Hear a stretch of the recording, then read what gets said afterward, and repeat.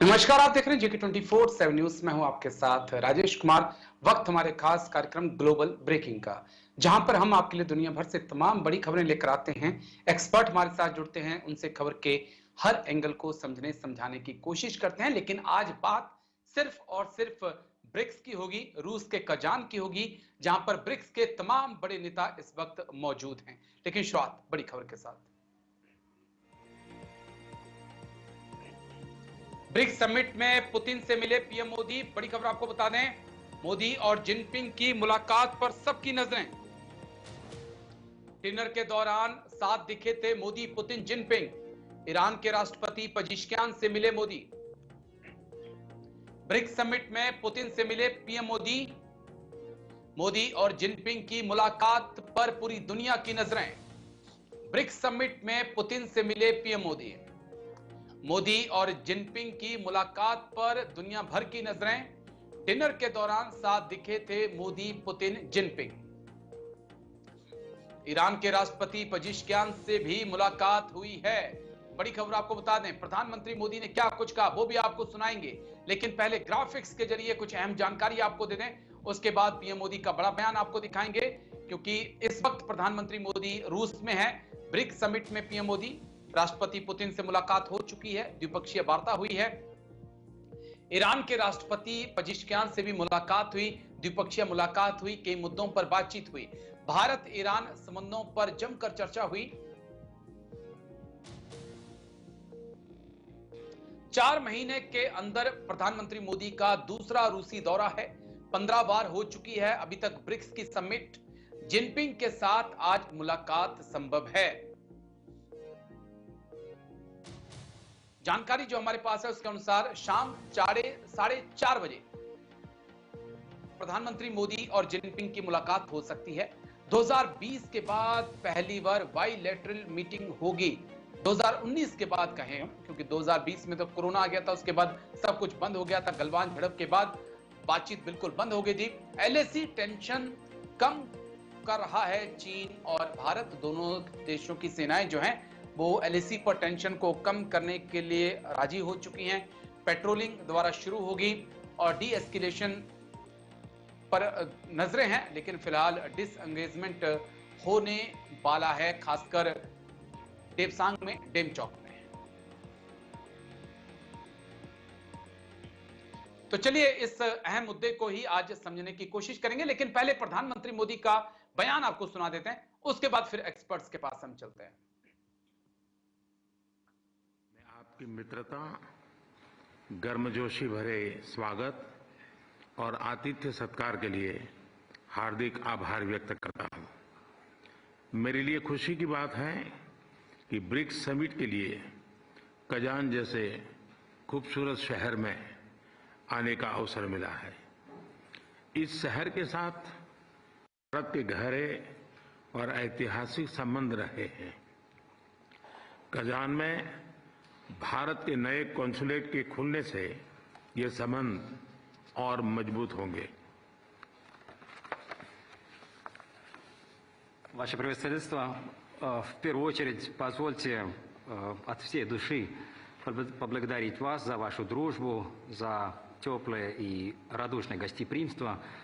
Отрадно, что мне посчастливилось, что я приехал в Казань, в такой прекрасный город, для того, чтобы участвовать в саммите БРИКС.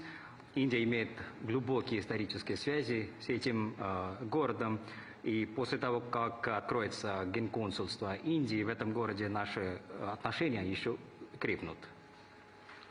Excellency, पिछले 3 महीनों में मेरा 2 बार रूस आना हमारे करीबी समन्वय और गहरी मित्रता को दर्शाता है। जुलाई में मॉस्को में हुई हमारी एनुअल समिट से हर क्षेत्र में हमारे सहयोग को बल मिला है। Ваше превосходительство, это мой второй визит в Россию за последние 3 месяца, и это свидетельствует о тесной координации и крепкой дружбе между нашими странами. В июле в Москве, как вы правильно упомянули, мы провели двусторонний саммит, и благодаря нашим дискуссиям наше сотрудничество во всех областях укрепилось. एक्सेलेंसी, पिछले 1 वर्ष में ब्रिक्स की सफल अध्यक्षता के लिए मैं आपको बधाई देता हूं। 15 वर्षों में ब्रिक्स ने अपनी एक विशेष पहचान बनाई है और अब विश्व के अनेक देश इससे जुड़ना चाहते हैं। मैं ब्रिक्स समिट में भाग लेने के लिए उत्सुक हूं। Ваше превосходительство, вы успешно руководите объединением БРИКС с начала года. За это я хотел бы вас поздравить. За последние 15 лет своего существования наше объединение БРИКС создало для себя особую личность. И сегодня многие страны мира хотят присоединиться к нашему объединению. Я с нетерпением жду наших дискуссий в рамках БРИКС завтра. एक्सीलेंसी, रूस और यूक्रेन के बीच चल रहे संघर्ष के विषय पर हम लगातार संपर्क में रहे हैं। जैसा मैंने पहले भी कहा है, हमारा मानना है। तो प्रधानमंत्री मोदी को आप सुन रहे थे रूस की ब्रिक्स समिट में शामिल होने के लिए। रूस में इस वक्त प्रधानमंत्री मोदी हैं और सीधे तौर पर राष्ट्रपति पुतिन के सामने उन्होंने कई बातें रखी हैं। द्विपक्षीय मुलाकात हुई है, कई एजेंडों पर बात हुई है, लेकिन हम 3 अहम एंगल से पूरी चर्चा में बात करने की कोशिश करेंगे। भारत रूस संबंध, भारत चीन के संबंध और भारत अमेरिका पर अब क्या असर होगा जब राष्ट्रपति पुतिन के साथ मुलाकात हो चुकी है, जिनपिंग के साथ मुलाकात हुई है, तो अब पेंटागन पर क्या इसका असर होगा। अलग अलग पॉइंट से समझने की कोशिश करेंगे। करोड़ी सिंह जी विदेश मामलों के जानकार हमारे साथ जुड़ चुके हैं। बहुत बहुत शुक्रिया करोड़ी सिंह जी। जय हिंद। सबसे पहले थैंक यू समय देने के लिए सर, शुक्रिया। जय। करोड़ी सिंह जी, पहले भारत और रूस संबंधों को लेकर मुझे लगता है कि बात करना उचित रहेगा। जिस वक्त कभी ऐसा नजर आता है कि भारत रूस संबंध अब ढलान पे हैं, भारत अमेरिका संबंध उफान पर है, फिर कुछ ऐसा होता है कि लगता है कि नहीं, रूस और भारत की दोस्ती के बीच कोई तीसरा कभी आ नहीं सकता। करोड़ी सिंह जी। देखिए राजेश जी, विभिन्न देशों के बीच में संबंध होते हैं, ये उस देश के राष्ट्रीय हित के आधार पर निर्धारित होते हैं। कोई भी देश अपने हित, राष्ट्र हित है, उसका परित्याग नहीं कर सकता। भारत के प्रधानमंत्री की पिछले 4 महीने में एक बार बाइडेन से द्विपक्षीय मुलाकात हो चुकी और बहुपक्षीय भी क्वेट की मीटिंग में हो चुकी। 2 बार जेलेंस्की से बातचीत हो चुकी, एक बार बहुपक्षीय G7 की मीटिंग में, दूसरी बार द्विपक्षीय कीव में, और उसी तरीके से रशिया के राष्ट्रपति से भी 2 बार ये दूसरी मुलाकात है। तो इन मुलाकातों में एक तो ये चीज होती है कि जो लोकाचार के शब्द हैं कि आप अच्छे दोस्त हैं, आपसे सहयोग अच्छा है, हम सब अच्छा करेंगे, विश्व शांति से के लिए करेंगे, तो वो लोकाचार के शब्द हैं, उनमें हमें ज्यादा कोई पढ़ना नहीं चाहिए कि ये नहीं देखना चाहिए कि इससे कोई बहुत कुछ निर्णय होने वाला है। लेकिन आपने स्पेसिफिकली भारत और रूस के लिए देखा है कि कभी उफान पे लगते हैं, कभी ढलान पे लगते हैं। देखिए, भारत अपने सैन्य सामान के लिए या सैन्य शक्ति के लिए रूस पे लंबे समय तक निर्भर नहीं रहना चाहता। तो पिछले अगर हम 10 साल की ट्रेंड देखें तो भारत रूस से हटके सैन्य सामान का फ्रांस और दूसरे देशों से खरीदारी ज्यादा कर रहा है, वहां से ज्यादा इंपोर्ट कर रहा है। लेकिन भारत का जो एनर्जी रिक्वायरमेंट है उसके लिए भारत रशिया के साथ बहुत ज्यादा घनिष्ठ हो गया, वो इंपोर्ट बढ़ा है रशिया से। तो रशिया भी ये चाहता है कि जब रशिया पे सैंक्शन लगे तो रशिया अपने जो पेट्रोलियम प्रोडक्ट्स हैं उनको एक्सपोर्ट करके अपनी स्थिति मजबूत करे। तो रशिया भारत को भी, चीन को भी निरंतर रूप से एक्सपोर्ट कर रहा है, और ये भी कहा जाता है कि भारत रशिया से खरीद के प्रॉफिट लेके दूसरे देशों को एक्सपोर्ट भी करता है। ऐसा भी भारत के बारे में कहा जाता है। इवन यूरोपियन कंट्रीज को भी एक्सपोर्ट करता है। अमेरिका ने और यूरोपियन कंट्रीज ने एक स्तर पे भारत पे दबाव बनाने की कोशिश की कि आप रशिया से इंपोर्ट मत कीजिए, लेकिन भारत ने स्पष्ट रूप से ये कह दिया कि देखिए, हमारे देश का हित है, हमारी जनता का हित है, ये हमारी रिक्वायरमेंट है, तो हम पेट्रोलियम प्रोडक्ट कहीं से भी खरीदेंगे, तो उसमें रशिया भी है, रशिया से भी खरीदेंगे। तो भारत की जो इस तरह का सरोकार था उसको यूरोपियन कंट्रीज ने भी समझा और अमेरिका ने भी समझा। तो भारत पे कोई सैंक्शन नहीं लगाए। अदरवाइज अमेरिका ये प्रयास कर रहा था कि इस भारत पे सैंक्शन लगाया जाए अगर वो रशिया से खरीदता है तो ऐसी स्थिति में भारत एक तरह का इक्वी डिस्टेंस रख के सबके साथ अपना अच्छा संबंध रखना चाहता है। मैं जो पॉइंट आपसे समझना चाहता हूं, अब जो point is clear sir, point is clear sir. मैं जो पॉइंट आपसे समझना चाहता हूं कि हाल ही में हमने देखा कि पाकिस्तान और रूस के संबंधों में काफी नजदीकियां आई हैं। जिस प्रकार से अभी भी रूस की सेना पाकिस्तान के अंदर सैन्य अभ्यास कर रही है। एससीओ समिट के लिए रूस के प्रधानमंत्री 300 लोगों का डेलीगेशन लेकर गए थे। तो उससे हम क्या अब जो ये मुलाकात हुई है प्रधानमंत्री और व्लादिमीर पुतिन की, क्या कोई मैसेज हम कन्वे कर सकते हैं इस्लामाबाद को भी? करोड़ी सिंह जी। देखिए राजेश जी, अंतरराष्ट्रीय संबंधों में मैंने प्रारंभ में कहा था राष्ट्र हित से हर चीज निर्धारित होती है। तो एक देश, कोई मित्र देश दूसरे के साथ जाता है तो उस पे अप्रत्यक्ष रूप से दबाव बनाने का प्रयास किया जाता है कि वो उनके साथ नहीं जाके हमारे साथ भी रहे और हमारे साथ ही रहे, ऐसा भी प्रयास किया जाता है। और इसीलिए भारत और चीन के बीच में भी अभी जो समझौता हुआ है जॉइंट पेट्रोलिंग का, ये भी उसी का एक परिणाम है।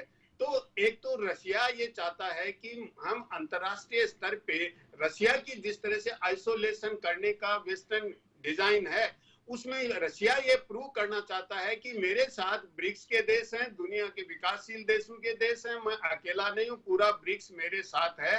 और वो भारत और चीन को भी प्रेरित करके नजदीक लाना चाहता है। ये तो रशिया का इंटरेस्ट हो गया। चीन और भारत का इंटरेस्ट क्या है? देखिए, चीन को एक तरफ से अमेरिका, जापान और वो घेर रहे हैं साउथ चाइना सी में। इधर जो कुवैत का है, इंडो पैसिफिक रीजन है, वहां भी अमेरिका, ऑस्ट्रेलिया अपना प्रभाव जमा के चाइना को आइसोलेट करने की स्थिति में है। अगर भारत से भी चीन अगर रिश्ता बिगाड़ता है तो चीन को इससे ज्यादा नुकसान हो सकता है। नहीं, करोड़ सिंह, मैं चीन के ऊपर आऊंगा। मैं जो चीज समझना चाहता था कि क्या इस मुलाकात के बाद रूस और रूस और पाकिस्तान के बीच जो जी पाकिस्तान वाला कि रूस और पाकिस्तान की जो नजदीकियां बढ़ रही हैं, उसमें दूरी की जा सकती है इस मुलाकात के बाद? उसी पे आ रहा हूं कि भारत क्यों प्रेरित हो रहा है इस तरह का। देखिए, भारत के सामने दो ऐसी स्थितियां आ रही हैं अभी पिछले कुछ महीनों से। एक तो जो फाइव आइज के कंट्री हैं, America, Canada, Australia, New Zealand, Britain, वो दबाव बना रहे हैं भारत पे कि भारत उनकी तरफ झुकाव करे। और उसके लिए अभी जो रिसेंटली डिप्लोमेटिक जो मामला उलझा है सिख खालिस्तान को लेके, पन्नू और निर्जर वाला, और दूसरी तरफ भारत को ऐसा लगा जिस तरह पाकिस्तान के साथ रशिया ने सैन्य एक्सरसाइज की, तो भारत को ऐसा लगा कि कहीं चीन, रशिया और पाकिस्तान एक दूरी न बन जाए भारत के अगेंस्ट में। तो भारत का हित यहाँ एशिया में भी सफर करेगा।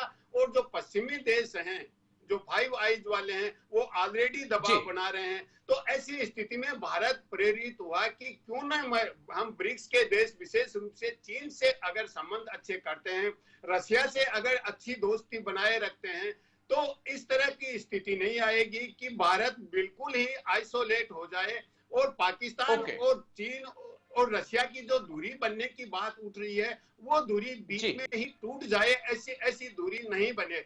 और इसीलिए भारत ने इस तरह का दृष्टिकोण अडॉप्ट किया है कि पश्चिम वाले भी दबाव नहीं बनाए और ये दूरी की जो आशंका है ये भी धूमिल हो जाए और हमारा सैन्य सामान के लिए हम रशिया पे डिपेंडेंट नहीं हो। जी, मैं अब चीन को लेकर बात करना चाहूंगा सर। 4:30 बजे प्रधानमंत्री मोदी और जिनपिंग की मुलाकात है। क्या उम्मीदें हम इस मुलाकात से रख सकते हैं सर?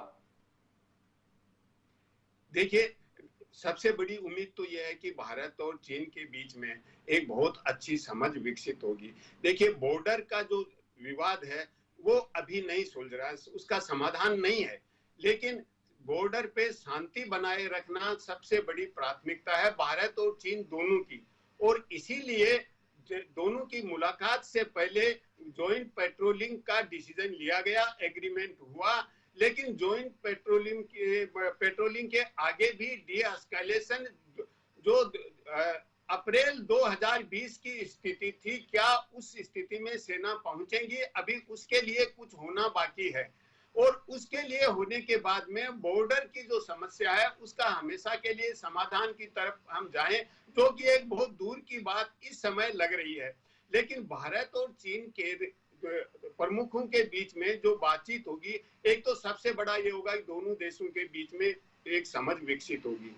दूसरा, दोनों पे ही पश्चिमी देश किसी न किसी रूप में दबाव बना रहे हैं, तो दोनों ये समझ विकसित करके कि देखिए अब ये सदी है, ये एशिया की सदी है, ये कोई अटलांटिक सेंचुरी नहीं है कि उसमें ट्रांस अटलांटिक ग्रुप है वो ही काम करें। एशिया लेकिन मैं थोड़ी सी चीन के मुझे छोटे से ब्रेक के लिए जाना है, माफी के साथ। ब्रेक के बाद आऊंगा तो चीन को लेकर ही सवाल होंगे मेरे कि कितना ट्रस्ट किया जा सकता है। बातचीत तो हो रही है, डोकलाम के वक्त भी बातचीत हुई, 2014 से कई बार बातचीत चीन के साथ हो चुकी है, लेकिन 2020 में जो चीन ने किया वो हैरान करने वाला था। और इस बात की कोई गारंटी नहीं है कि 2025, 26, 27 में चीन ऐसा फिर नहीं करेगा। फिर इस बातचीत का क्या मतलब होगा, इसको समझेंगे। छोटा सा ब्रेक, जल्द हाजिर होते हैं।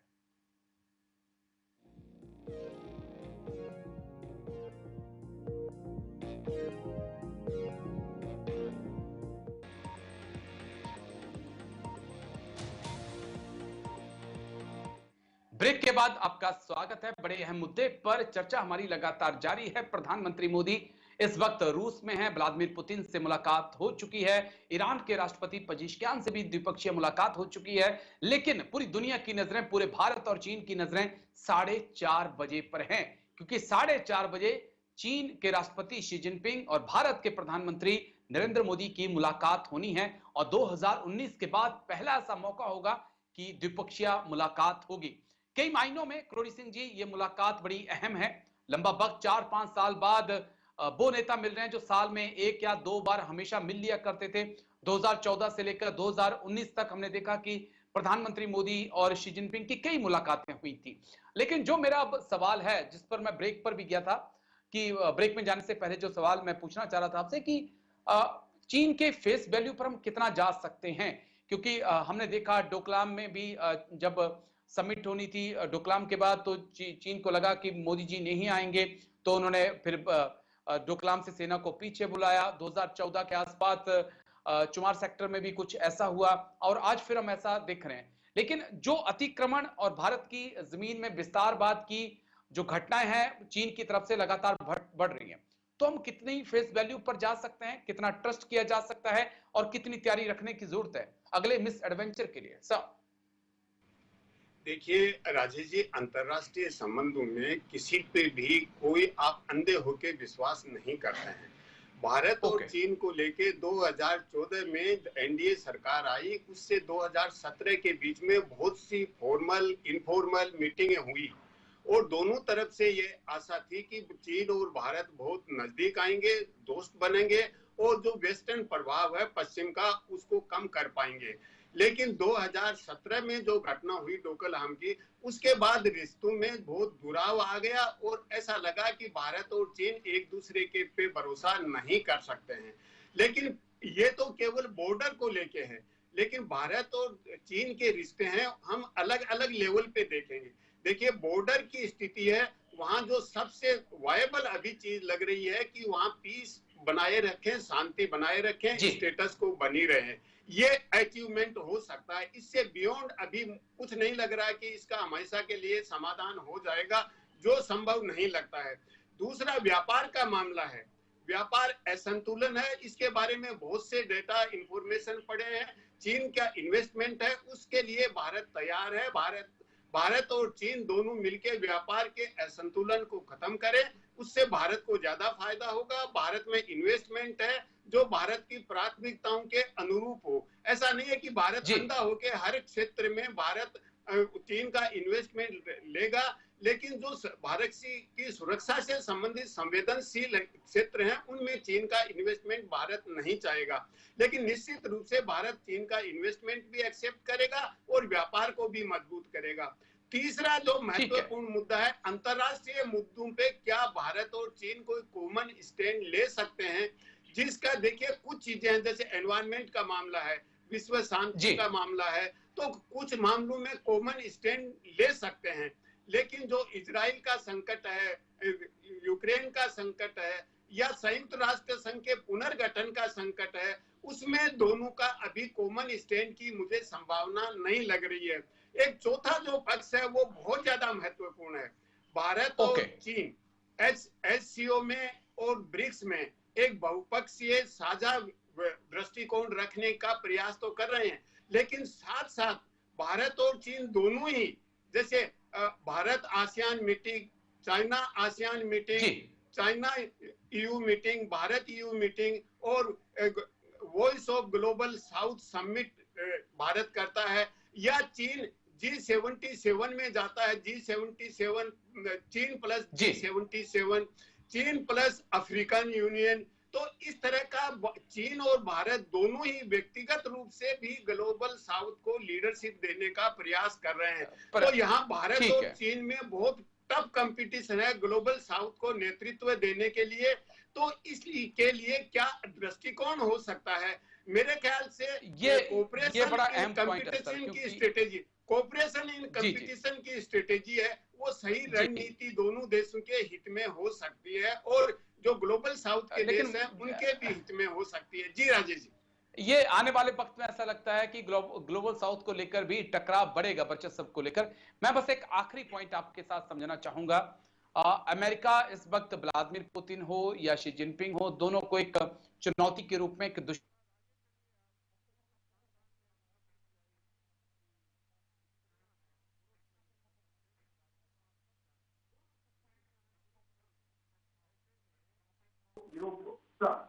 और इसका क्या असर होगा लॉन्ग टर्म में?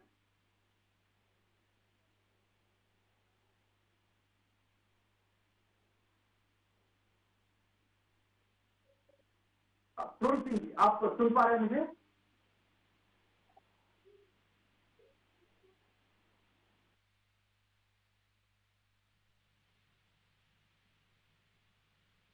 हाँ जी Rajesh ji,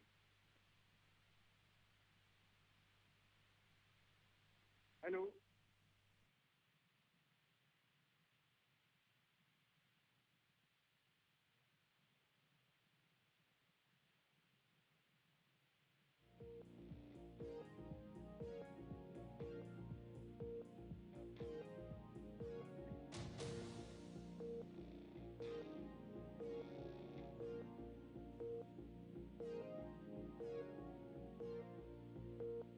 hello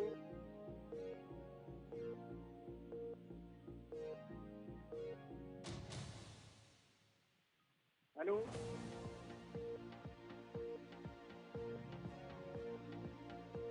hello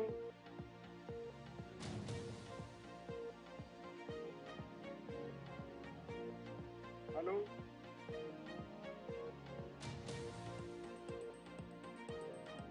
Putin के साथ मुलाकात हो चुकी है। रूस के ईरान के राष्ट्रपति पज़ेश्कियान से भी मुलाकात हो चुकी है, लेकिन पूरी दुनिया की नजरें, भारत ईरान की नजरें 4:30 बजे पर हैं, क्योंकि 4:30 बजे प्रधानमंत्री मोदी और चीन के राष्ट्रपति शी जिनपिंग के बीच मुलाकात हुई है।